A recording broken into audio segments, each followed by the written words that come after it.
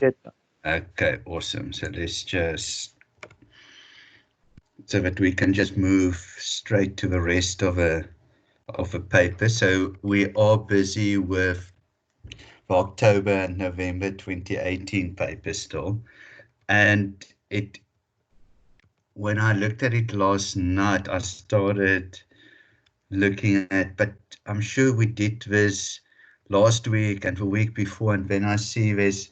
So in the 2018 papers, there's lots of repeat, but they ask it a bit differently. And I think that is just also to note the differences in how they ask it.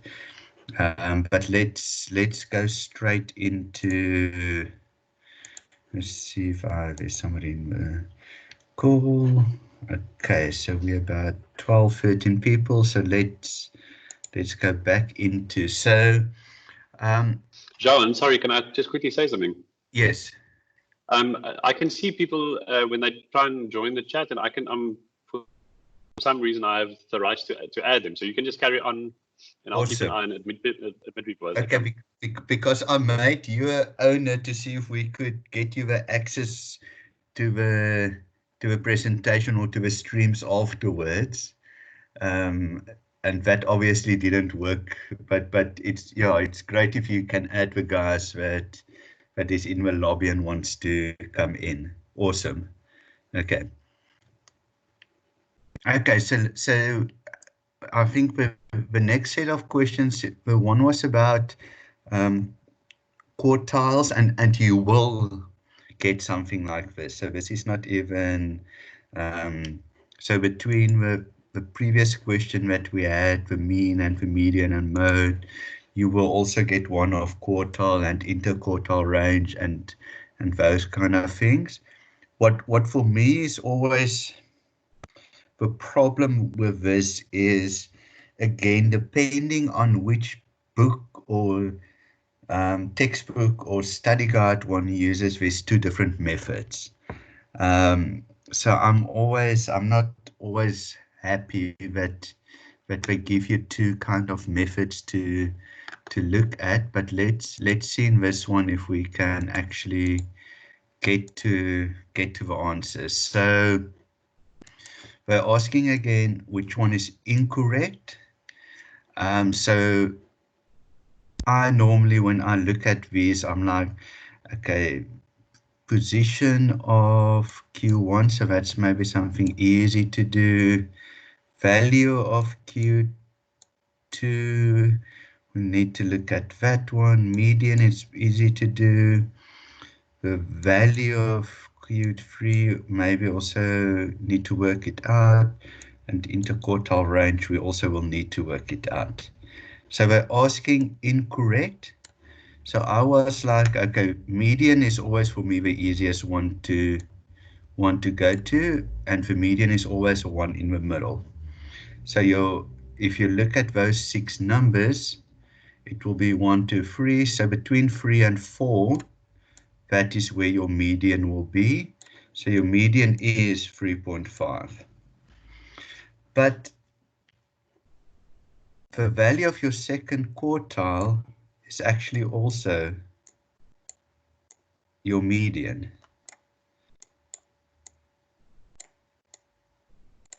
So Q2 is also your median.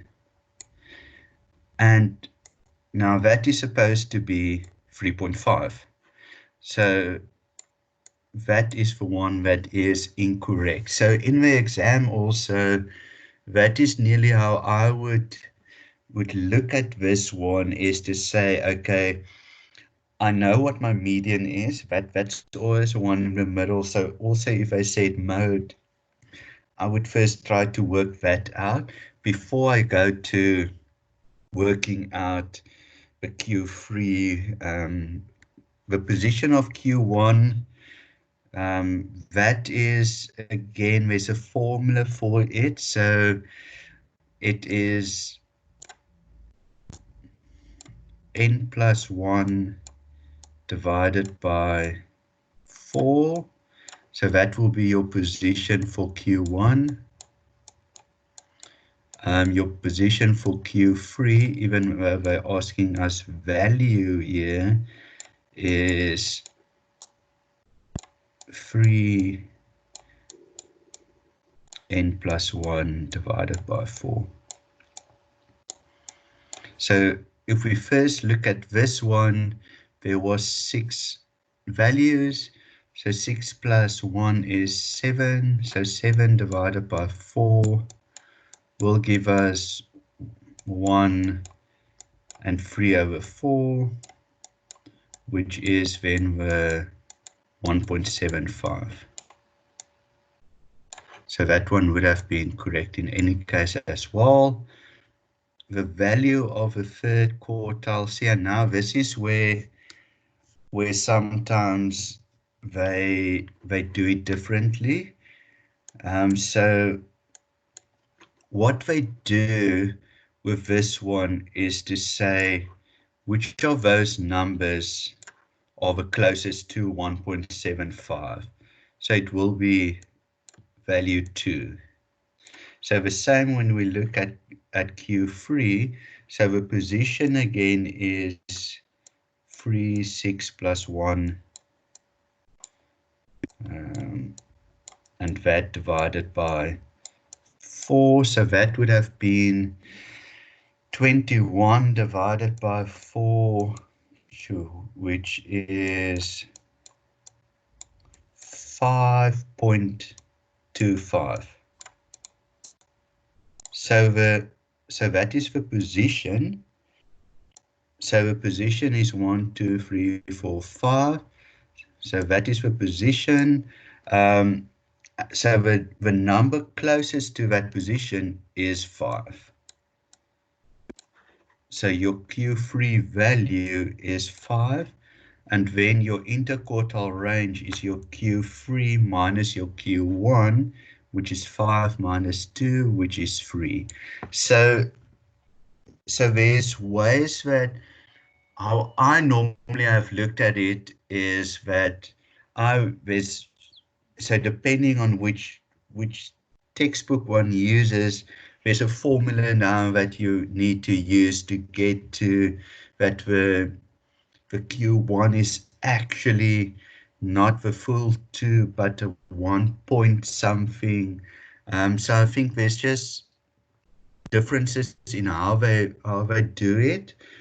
But what I've now seen out of your assignments as well is that they basically nearly round it off to the closest position, if that makes sense. And I think that is nearly how you must treat it in the exam as well. Okay, happiness with that. I know this one is always a tricky one, because depending on which method you use, then your position would have been wrong, your interquartile range is wrong, and all those kind of things. But let's rather just use the rounding off method here. Happiness, let's quickly see. And we are still a small group, so you can also ask if there is questions.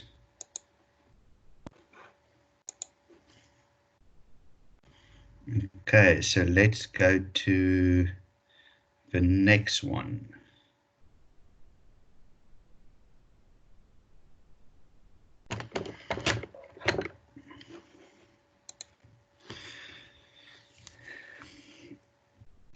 Okay, and this is now more a technical definition question, and I nearly need to go and look at my textbook. So I would rather ask you guys what the answer is for this, because it is, so if you look at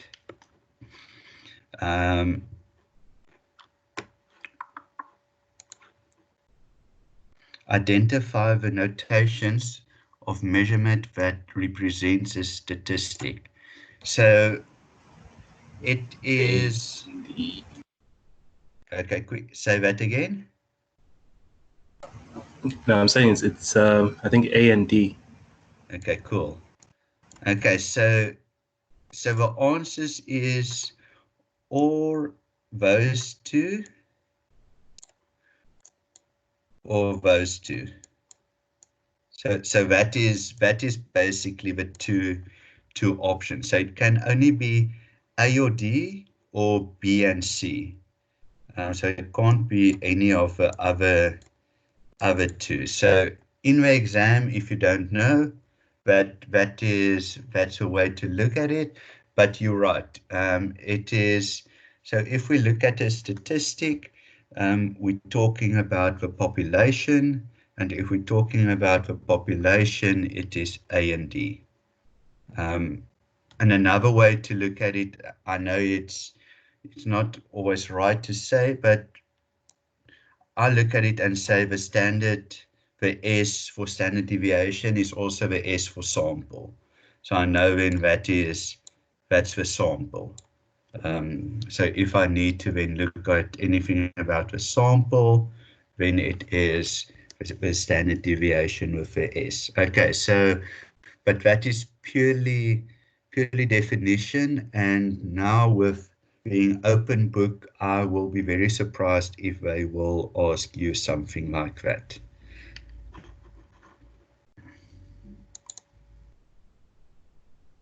Okay, so the next question. So the next one, again, I thought when I looked at it,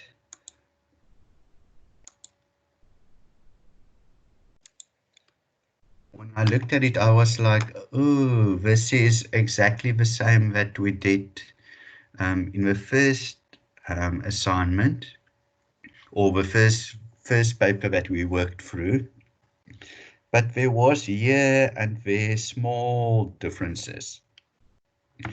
So I think the easiest to look at it again is, okay, so let's look at things that are important for the exam, and nearly like crypt notes that I will still create for you. There's a few things that we look for. So mutually exclusive. So if something is mutually exclusive, we know that the AND is equal to 0. So if events A and B are mutually exclusive, then that is now interesting.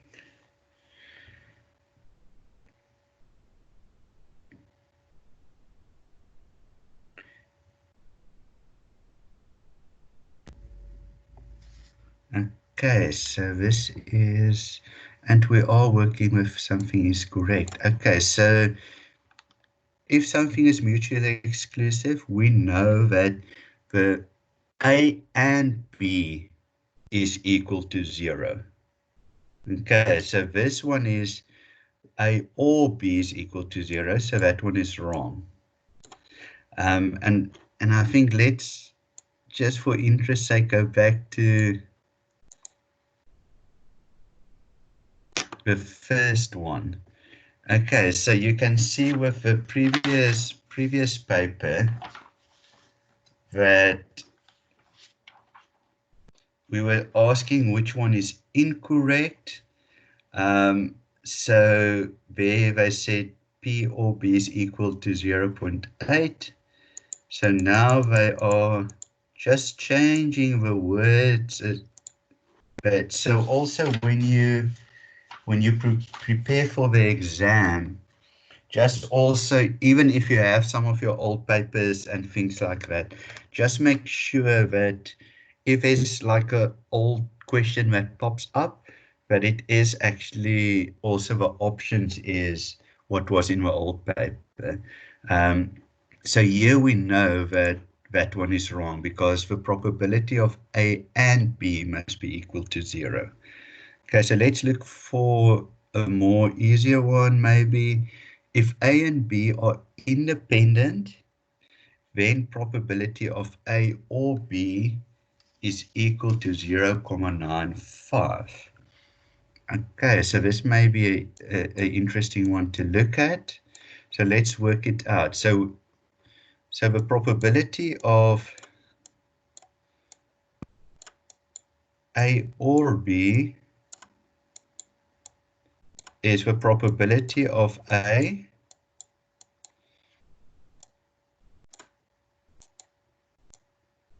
plus the probability of B minus the probability of A and B. Okay, so I'm just going to write it like that. Okay, so even before we work out what A and B is, it will be less than 0.8. So the probability of A or B, if I look at that formula, will be less than 0.8. And they give me 0.95, so I'm not even going to work it out further because I know it will be wrong. But if we worked it out for it to be independent, we would have said probability. So to work out that would have been probability of A times probability of B. Okay, so we would have been able to work that out, and that will probably be 1.5. So that answer would have been, I think, 0.65. Okay, so it would have been wrong in any case. Okay, so let's look at the next one. If events A and B are mutually exclusive, then probability of A given probability of B is equal to 0.3.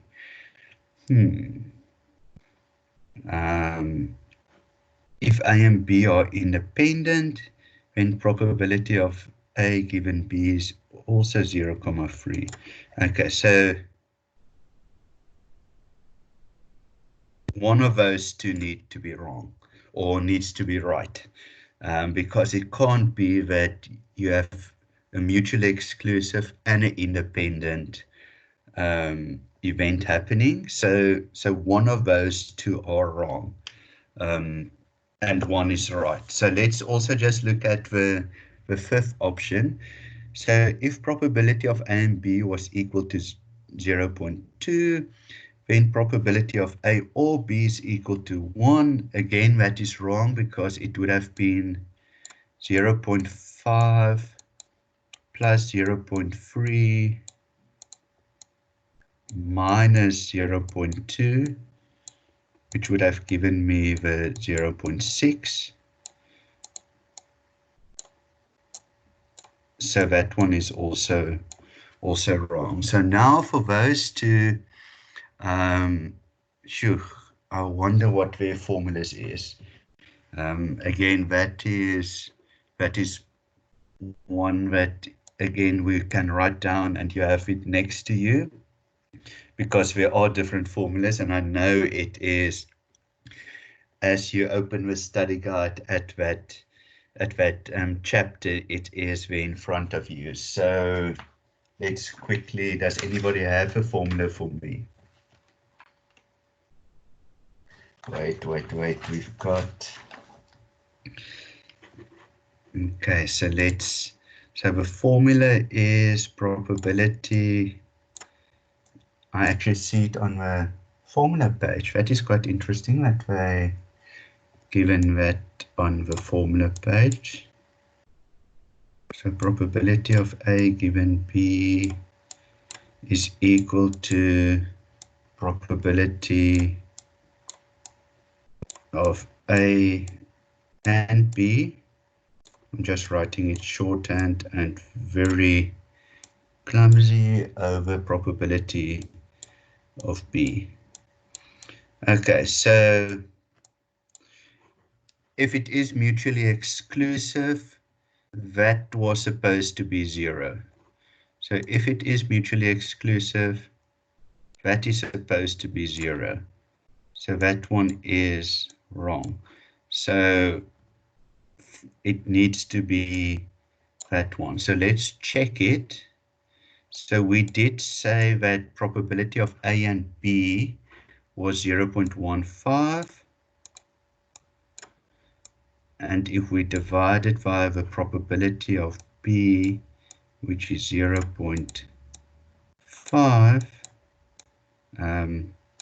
does somebody have a calculator to quickly calculate that? But I assume that will be 0.3 something.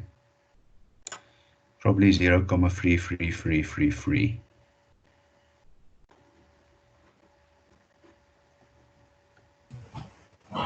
I get 0.3. Okay, cool. See, so it is option 4, and so again, this is one of those that if you know what mutually exclusive is, you can nearly already have said, okay, it's not that one, it's not that one. Then I would have looked at it and said, oh, okay, but here they are asking me two of the same kind of things. So it is probably between the two of them. And because it's not the one, it needs to be the other one. But again, it basically comes down to you to know what is mutually exclusive and what is independent events. And that is how they will ask it in the exam as well. And you can see between this one and the previous paper that they can use the same example, but they can ask it in a few different ways. Okay. Questions? Happy?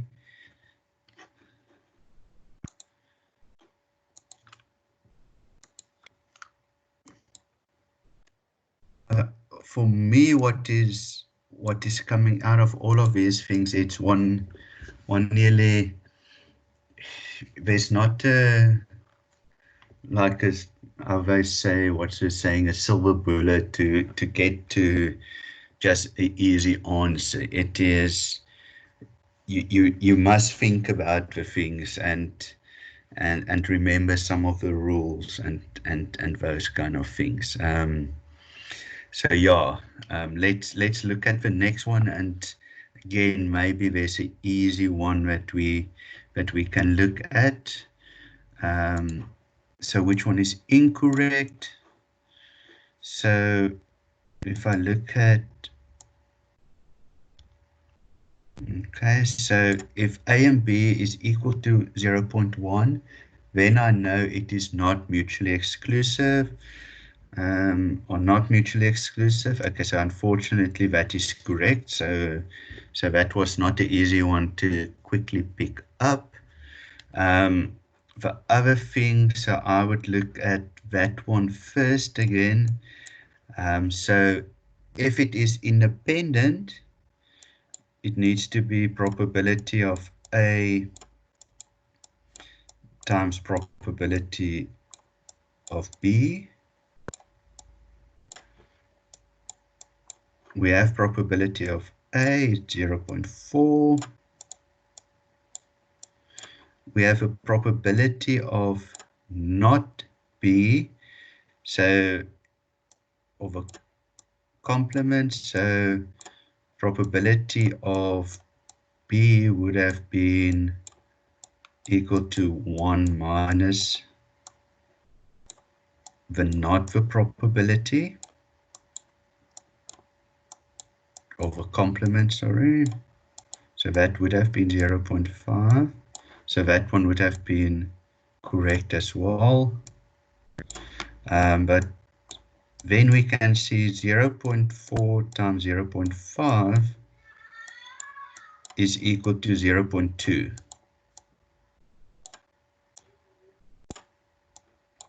So events A and B are definitely not independent, because that then would have been the same as that. So option 5 is the one that is wrong, but let's just look at the other ones as well. So for free, A or B, so A or B is the probability of A plus the probability of B minus the probability of A and B, which is 0.8. So that would have been correct. Okay, now we remember that that is probability. Let's just use a different one to get here. Probability of A and B divided by probability of B. So probability of A and B is 0.1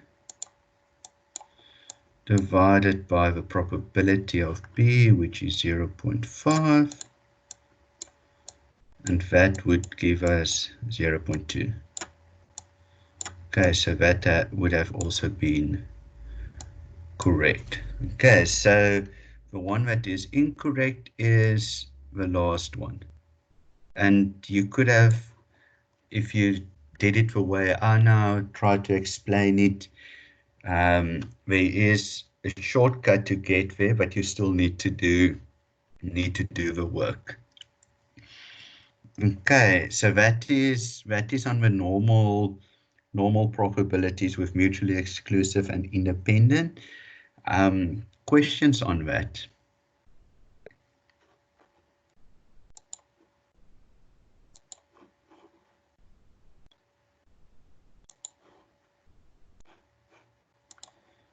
Are you guys happy that we can continue? Happy, thanks, John. Okay, cool. Okay, so the next one, and again, very similar to the question that we nearly had in the previous paper. That's why when I looked at it, I was like, here we go again. So very similar information, but in the question they changed it a bit. So they changed some of the options.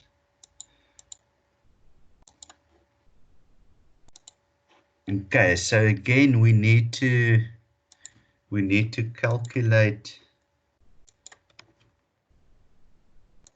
We probably will need to calculate that. So, and they ask us which one is incorrect. Okay, so let's first calculate that. So it is basically 1 minus all of that.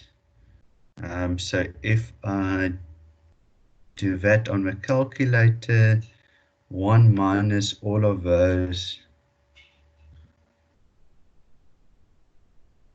options will give me probably the answer, will give me the 0.371.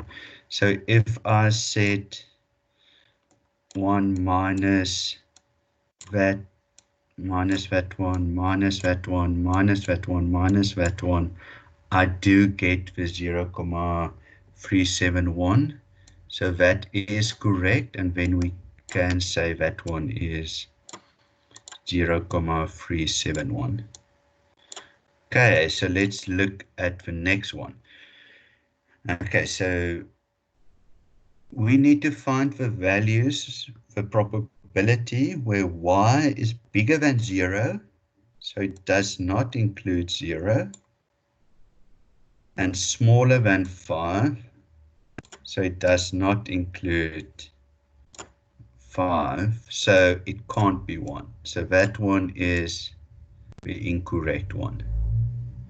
Okay, because they tell us if there was those signs in, then we would have said, okay, y is bigger or equal to 0, and y is smaller or equal to 5, then it would have been everything. But it's because that is not there, basically it tells us we need to look for the probability where y is bigger than 0, so it's from 1, and where it's smaller than 5, So it is from 1 to 4. So that one is definitely wrong.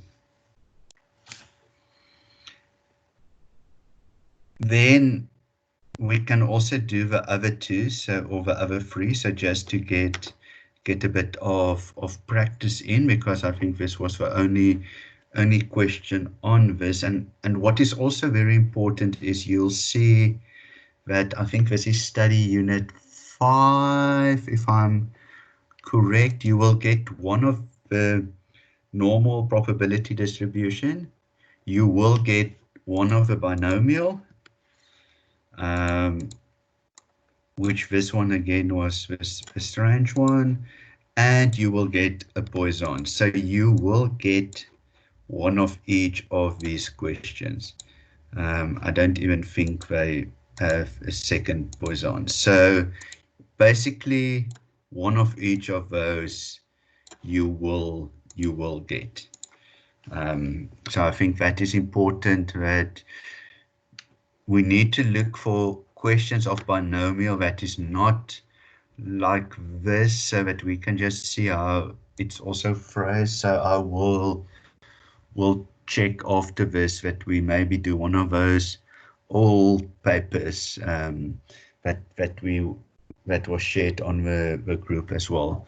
On some of those old papers, just there's a few things that you guys don't need to do, so just ask me if there's something that you're struggling with. So you don't do exponential graphs anymore. So if there's a question on that, just ignore it. So there is a few things that have changed. So if you feel that there's something that you just don't have a clue what to do, just take a picture of the question and send it to the group, and I'll just tell you if it's still part of the curriculum or not. Okay. So let's quickly look at the other three options here. So bigger than 1 basically is then telling me it's from 2 and up.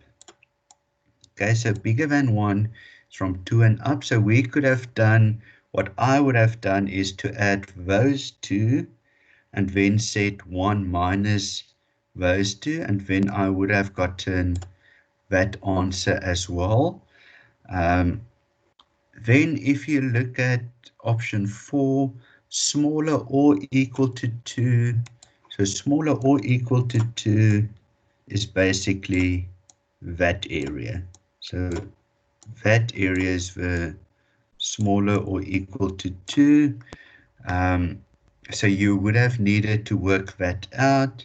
So it was 0.371 plus 0.376, which is 0.75 something. And if you add that, you will get to the 0.756. And then the other one was bigger or equal to 2, so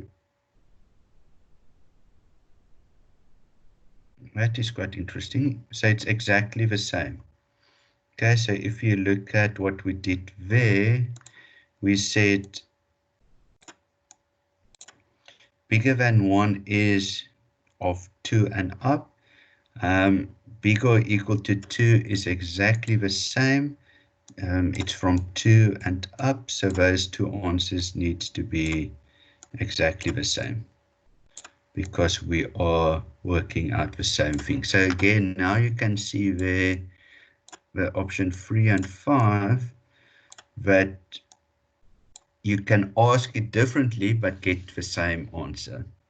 Okay, and that is why it's important to remember when it's the bigger and equal to sign and just the bigger sign, what to do.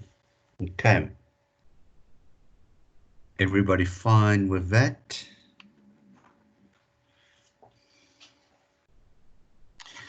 So again, the extra thing that could have been included here was the mean, that they could have asked you to calculate the mean, and also also maybe to calculate the standard deviation or the variance. So that could have been the two other options that could have been part of this. Okay.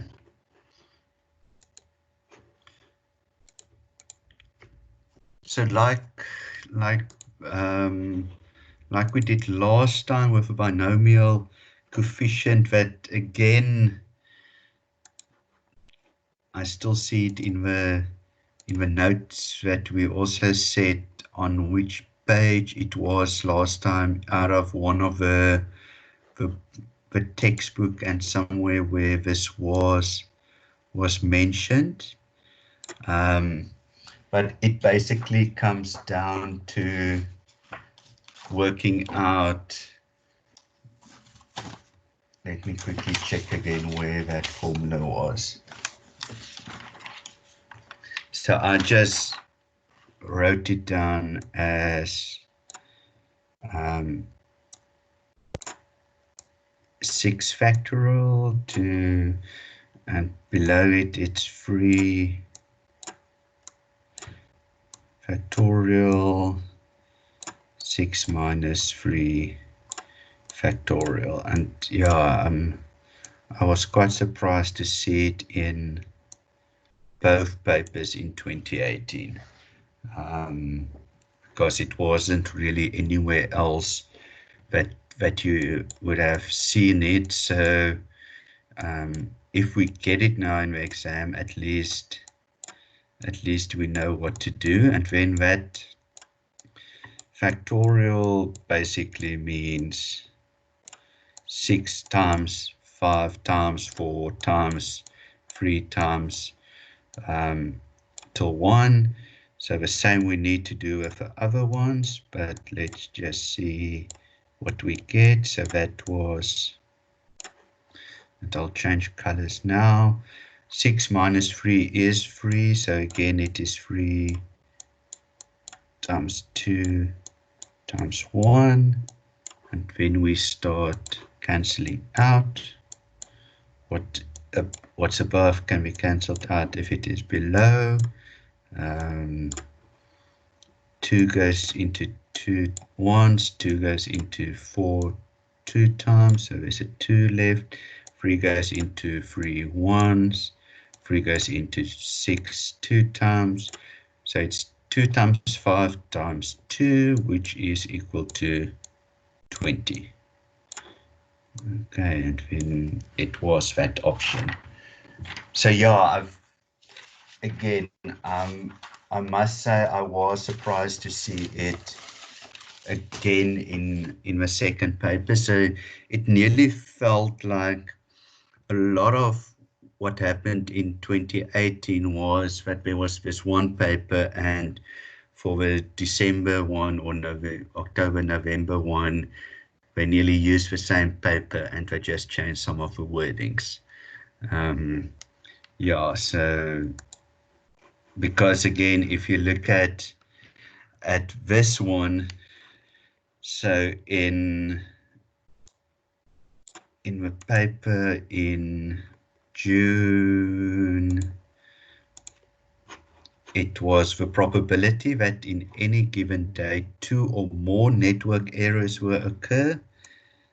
And now we're sitting with the same question.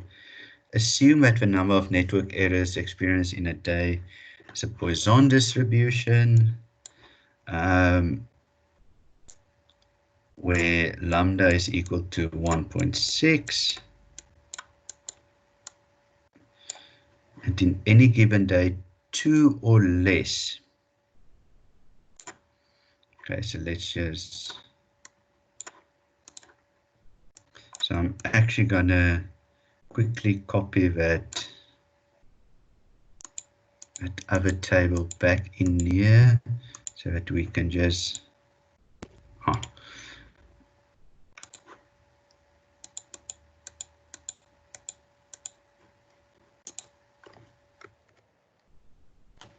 okay, so let's quickly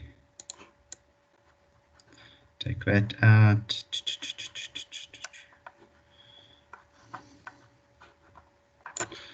Okay, so they say again to us lambda is 1.6, and then they tell us 2 or less.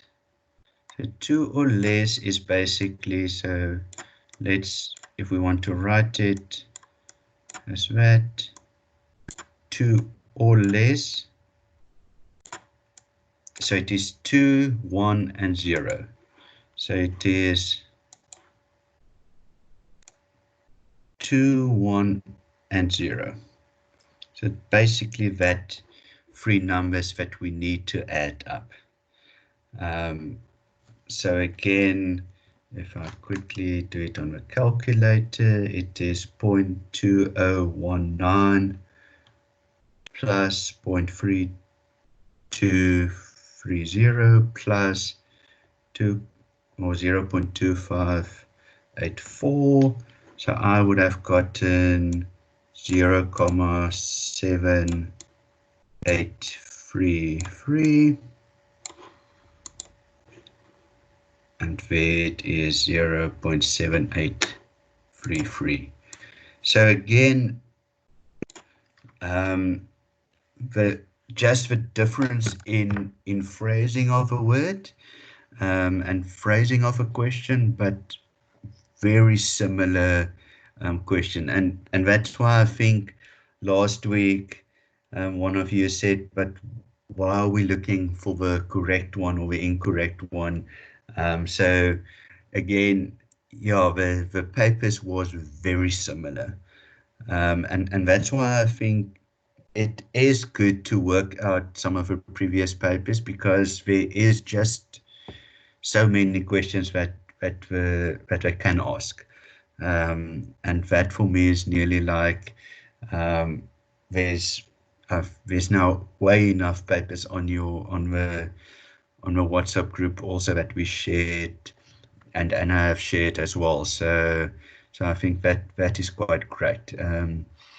So again, if anybody is on this session that's not on our WhatsApp group that wants to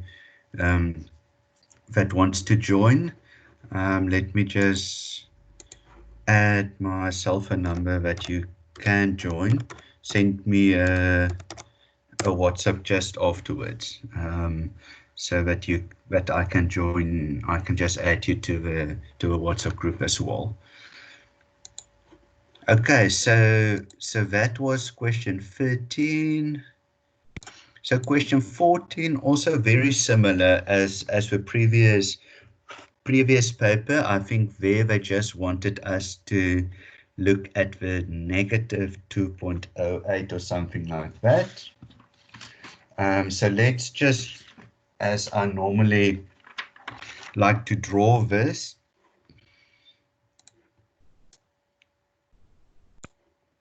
and let's again see what do they ask us.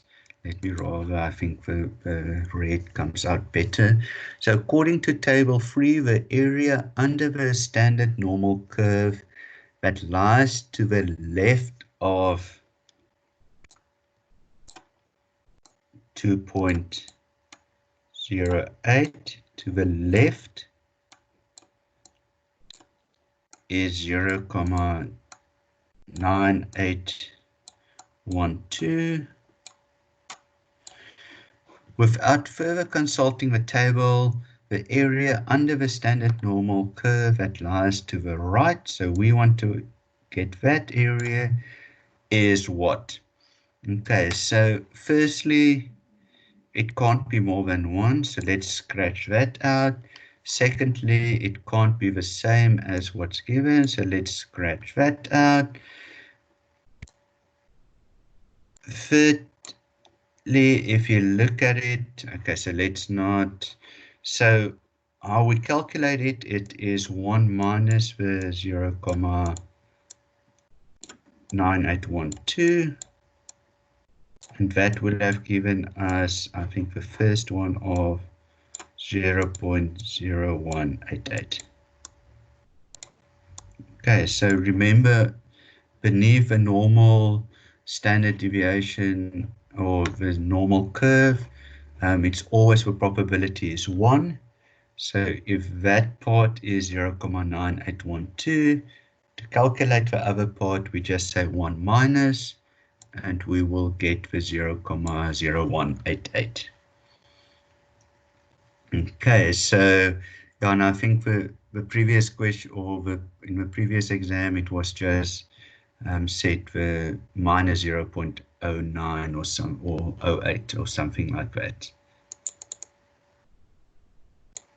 I just have 2 questions that I added, but we've got a few minutes left, so let me also do this one. Let's finish both and then see what time is left. So I actually maybe have planned correctly with the time allocation today. Okay, so a variable is normally distributed with a mean of 10, standard deviation of 3. Calculate whether x is bigger than 17.5. Okay, so again, what we need to do is, I just always like to write it out that we know what to do. We need to calculate whether probability is bigger than 17.5. So if we using the z that we are going to use, we know that the formula for the z is that. So it is basically, let's just replace it. We've got the x as bigger than 17.5. We've got the mean as 10. We've got the standard deviation as 3. So we can say what's the probability that z is bigger than that formula. So it will be 7.5 divided by 3. So what's the probability that z is bigger than 7.5 divided by 3? And that is then, what's the probability?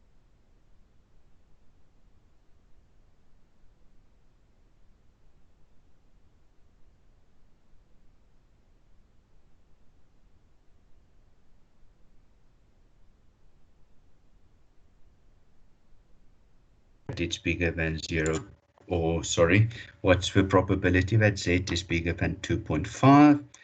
Again, interesting, the first option was for 2.5, so obviously that is wrong, but it nearly gives you an idea that you did work out that correctly. So if we look at that small area, then when I look at the probability, I know that this part is in total 0.5, and this whole part is in total 0.5. So, and that small part is part of the 0.5. So it needs to be something that is smaller than 0.5.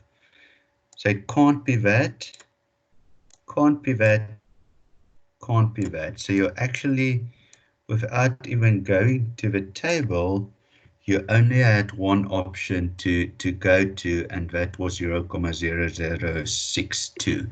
But, and maybe I have it in here still. Let's quickly see if I have a 2.5. So, okay, so I have a negative 2.5, but it was that small area that we worked out, that was the 0.0092. So at least it was the same answer. So you could have used again the table that is looking at the positive 2.5. Then it would have been that whole area that whole area then would have been 0,9938. Just so that there is an option for you to think can be correct. But remember, we are looking for that answer.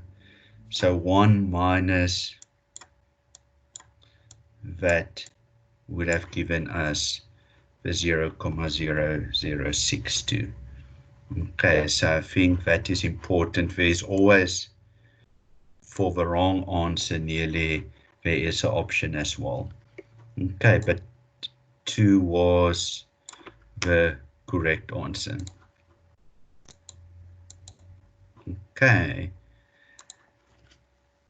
Everybody happy with that? Questions on that?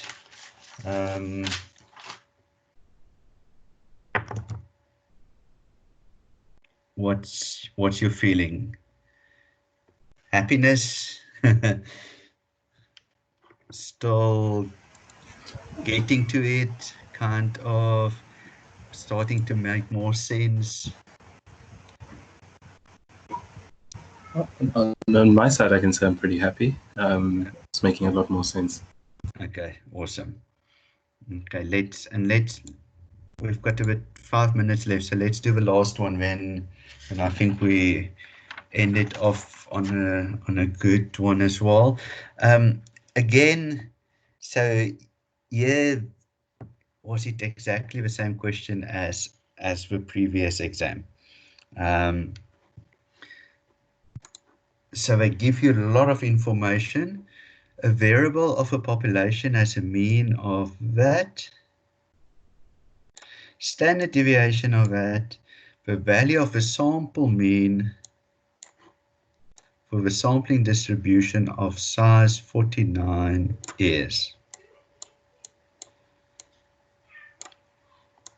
So there's, again, when I looked at it last time as well, and when I worked out this again, it's nearly, when they give all of that information, you nearly want to go into working out the standard error of mean, because that is the information that they give you, but they actually just want the sample mean of a sampling distribution.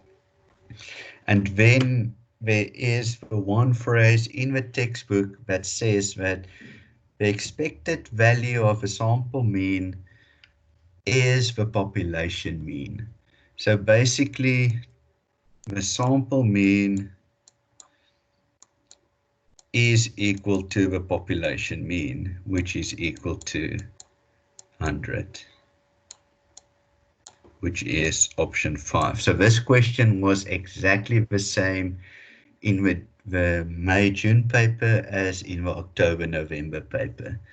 And yeah, again, I think when I looked at it, it's nearly, they give you the information, but you nearly want to say, I want to work out the standard error, because they give me the standard deviation, they give me the distribution or the size. So I would have nearly done that, and then actually there was an answer for you as well, which is typical. And even I think if you probably started square rooting stuff, you will also get some of our answers. So, but the rule is the expected value of a sample mean is the population mean. So again, a definition question that was just positioned a bit differently. Okay, so that is good timing. Tomorrow we'll just continue, and we'll finish this paper, and then I'll just check tonight which other paper, and you guys can maybe check if from one of the older papers which ones sent on the WhatsApp group, maybe which ones I need to start with after this one. Then I can just look at it and prepare for tomorrow. Okay, everybody happy? You can switch on mics and stuff like that, and let's have a quick chat as well. Because I think there's a bit more, don't want to say more clarity, but it seems like the paper is going to be a bit more structured. It will be nearly like this, but I like the idea that it's structured into sections nearly, so that you know that the first part is nearly assignment 1 and the second part is assignment 2. So in a sense one can nearly prepare it like that, and then at least you don't, because I think you can't go back to answers or questions, then at least it's not 20 questions or 25 questions that you're nearly skipping or need to go back to. Okay, so there at least is a bit more clarity on the exam, but we're also, if there's any, like you asked on the WhatsApp group about something of the study unit 11, so if there is actually anything that is unclear, ask me, and I will ask the lecturer directly, because we are on a separate WhatsApp group. So it was when I got that WhatsApp that somebody picked up that study unit 11 wasn't included in there. It was very easy. I just copied it and sent it to the lecturer, and she said, yes, a mistake. We need to make it correct. So if there is actually questions that you guys want to ask, please ask, and I can directly get it to the lecturer. Okay, so that is it for today. We'll see you guys tomorrow again. I'll again see how I can download. I'm now used to downloading it, and then Rian, I think you will take over again when it's on the files. I'll let you know, and then you can put it to the YouTube channel again. Perfect. Okay, cool guys. We'll chat tomorrow again, unless there's any other questions. Happy. Thank you, John. Okay, cool. Great guys, have a good evening, and then I'll see you tomorrow again. Cheers, John. Thank you, John. Cheers. Cheers.